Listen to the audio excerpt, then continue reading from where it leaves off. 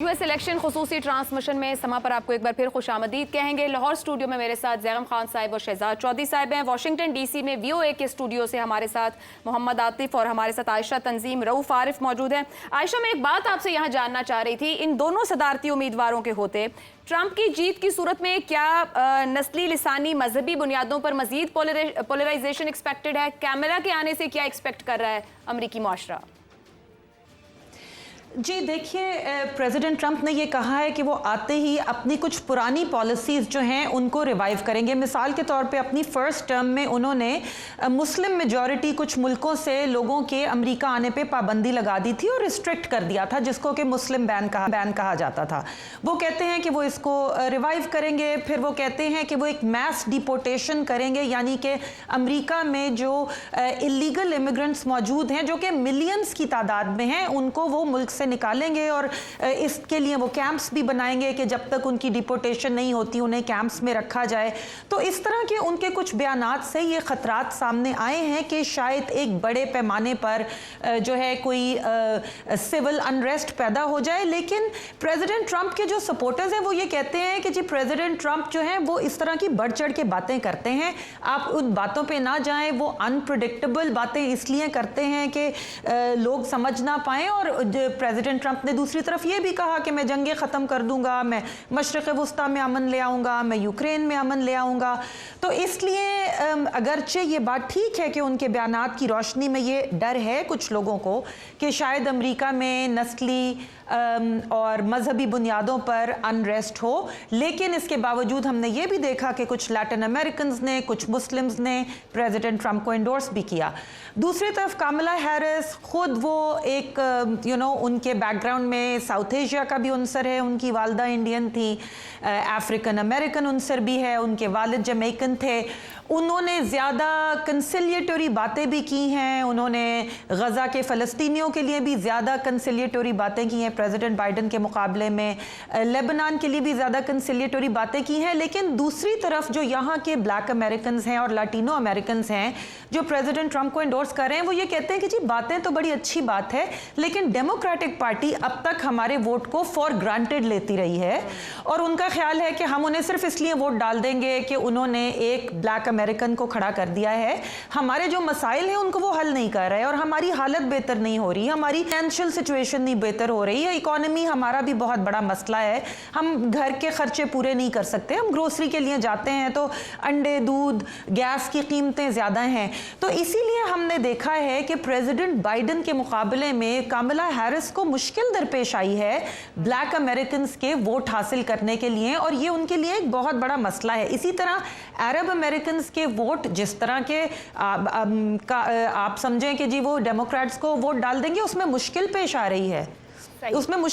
रही है, खासतौर पे प्रेसिडेंट बाइडन ने खुल के जो आयशा आपकी बात से ये तो मुझे लग रहा है अंडे, दूध और गैस की कीमत अगर पाकिस्तान में एक सवाल है तो अमेरिका में भी वोट डालने वाले का सवाल यही है। एक बात और मुझे बताइएगा, आप या आपके साथ मौजूद कलीग्स की जो रवायती मीडिया है उसका तो इम्पैक्ट रहा सर्वेस के थ्रू या पोल्स के थ्रू, माजी में सोशल मीडिया ने इस बार की कैंपेन को कितना मुतासिर किया है या कितना वोटर के माइंड को रीशेप किया है?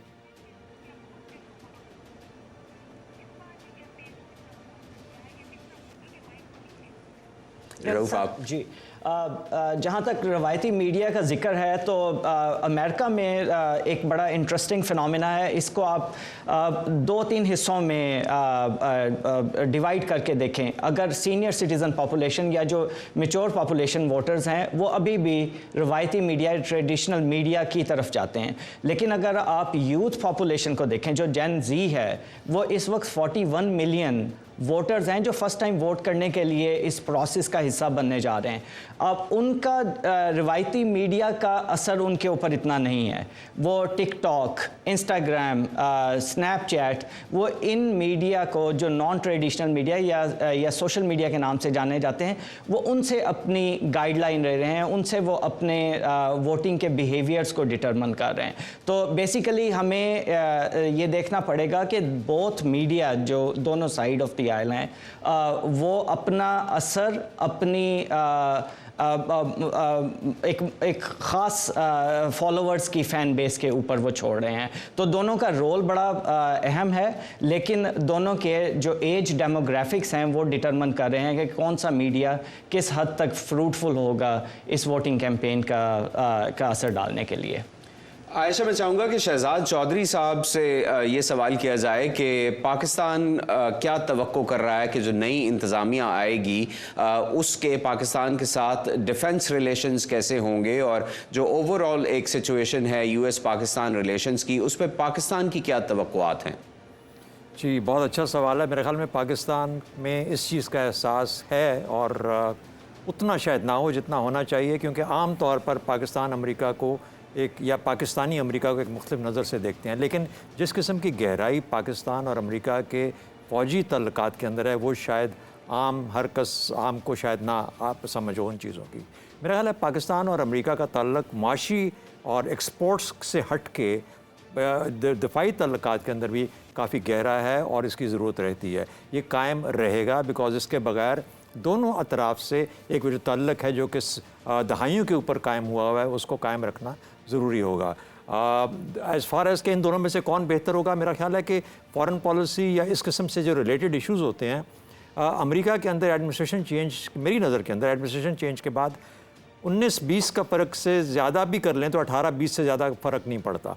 यानी ये वो स्ट्रेटिजिक डायरेक्शंस हैं जो कि लेते हैं। उनके बड़े मोटे मोटे जो चीज़ें हैं वो सबको दुनिया में पता है कि साउथ चाइना सी या रशिया इस वक्त जो मामलात हैं, नेटो की सेंसिटिविटी है, मिडिल ईस्ट के अंदर जो मामलात हैं, और तो पाकिस्तान एज सच इस वक्त तो कोई उभर के सामने नहीं आया हुआ, उनकी नज़र हटी हुई है पाकिस्तान से।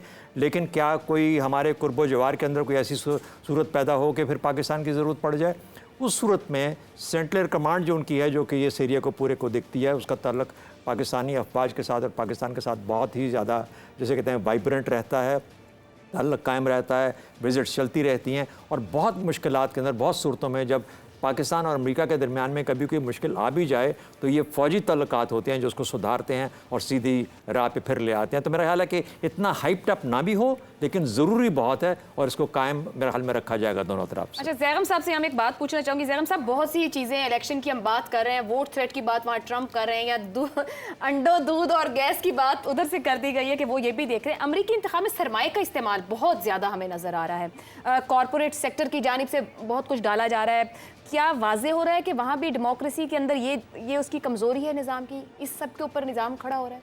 मेरे ख्याल अमेरिकन सिस्टम में जो सरमाया है वो हमेशा से एक अहम जुज़ रहा है और शायद डेमोक्रेसी पर नज़र रखने वाले उसको समझते हैं कि अमेरिकन सिस्टम की वीकनेस भी रहा है।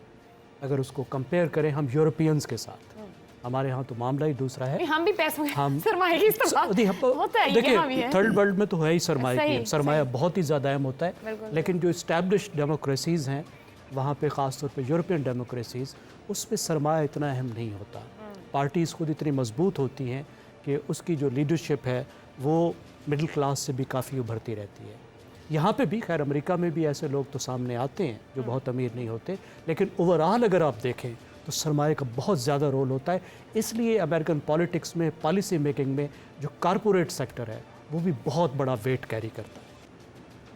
ठीक हो गया। हमारे साथ असद मौजूद हैं व्हाइट हाउस से और दानियाल भी हैं ट्रंप हेडक्वार्टर फ्लोरिडा से। एक बार दोबारा उनसे बात करते हैं। असद, ये कहिएगा कि इस बार इलेक्शन के बाद क्या दिखाई दे रहा है कि जो शिकस्त की सूरत हाल नजर आ रही थी, मैं थोड़ा सा ऐड कर दूं कि अमेरिका में आप देखें कि बराक ओबामा। जी आयशा, हम सुन रहे हैं आपको, आप एग्जाम्पल्स दे रही। अमरीकी सियासत में सरमाया बहुत बढ़ गया है, लेकिन ये कि आप देखें कि कमला हैरिस खुद एक बहुत मिडिल क्लास बैकग्राउंड से हैं, सदर बराक ओबामा एक बहुत मिडिल क्लास बैकग्राउंड से थे, प्रेसिडेंट क्लिंटन एक मिडिल क्लास बैकग्राउंड से थे। तो अमरीकी सियासत में अगरचे सरमाया बहुत अहम है, ख़ासतौर पे कॉरपोरेट और लॉबीज़ और सुपर पैक्स, लेकिन इसके बावजूद मिडिल क्लास और इवन लोअर मिडिल क्लास से, जैसे जेडी वैंस हैं, वो कहते हैं कि वो उन्होंने गुर्बत में अपना बचपन गुजारा, तो लोअर मिडिल क्लास और मिडिल क्लास से भी लोग उभरते रहते हैं। उसकी वजह यह है कि पाकिस्तान में तो लोग अपना सरमाया लगाते हैं, यहाँ पे पार्टीज का सरमाया लगता है, कॉरपोरेशन सुपर पैक्स के जरिए सरमाया लगाती हैं। तो बहुत अहम है सरमाया, लेकिन फिर भी मौके मौजूद हैं middle class, lower middle class लोगों के उभरने के। इंडिविजुअल्स के इसमें लिए एक और चीज मैं ऐड करता जाऊं कि जो सरमाया है वो कैंडिडेट के पास नहीं जा रहा होता, जितनी भी फंडिंग आती है वो पार्टी के पास जाती है और पार्टी चेयर ये डिसाइड आगे से करते हैं कि उनको इस सरमाए का कैसे और कहां इस्तेमाल करना है। वो प्रेसिडेंशियल रेस में भी इस्तेमाल होता है, वो कांग्रेस की रेस में भी इस्तेमाल होता है और वो सेनेट की रेस में भी इस्तेमाल होता है। और उसमें तो मैं सिर्फ ये कहना चाहूँगा कि कारपोरेट बैकिंग बहुत अहम होती है ये नहीं और है फिर कि बाद में पार्टियों और कैंडिडेट्स को उन कारपोरेट्स और उन कारपोरेट्स का फिर ख्याल करना पड़ता है। ठीक है, रऊफ कुछ कह रहे थे शायद।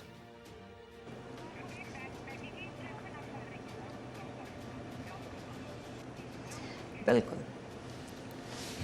जी, तो मैं यही बात कर रहा था कि यहाँ पे जो ट्रांसपेरेंसी का एलिमेंट है वो उस सारे सरमाए को और उनकी जैसे उनकी इम्प्लीमेंटेशन को वो बड़ा लीगलाइज करता है। फिर ये है कि कैंडिडेट्स डायरेक्ट, आयशा और आतिफ की बात पे ऐड करते हुए कि कैंडिडेट्स डायरेक्ट अवाम से, अपने फॉलोअर से, अपने पार्टी वालों से भी रिक्वेस्ट करते हैं कि आप $5, $10 इतना चिप इन करें, जो बड़ा ऑन द कॉन्ट्ररी हम पाकिस्तान की पॉलिटिक्स में ऐसा नहीं देखते। तो ये एक बड़ा एक इनकरेजिंग साइन नज़र आता है कि यहाँ की पॉलिटिक्स में जब सरमाया इन्वॉल्व होता है तो लोग अपनी आइडियोलॉजी के लिए, लोग अपने विनिंग कैंडिडेट के लिए उनको बाहर निकल कर सपोर्ट करते हैं, in addition to corporation and other super PACs as well. ठीक हो गया।